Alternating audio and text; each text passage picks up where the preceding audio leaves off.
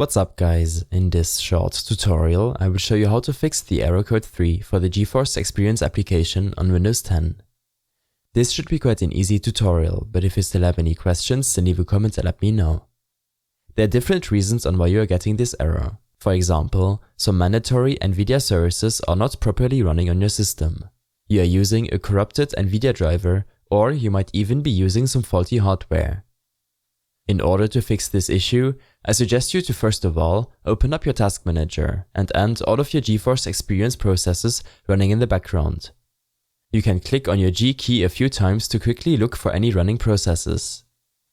When this is done, click on the first link in the description to get to this page. Here, you will be able to manually download the up-to-date NVIDIA driver for your GPU. Simply search for your graphics card, OS and language, and you will be able to download the latest driver. After the download is completed, you can simply install the driver while running it as an admin. You will encounter a black screen for a second, and then you might have to restart your PC before opening up the GeForce Experience application. I hope this helped you out. Leave a comment if you have any questions and see you in the next one.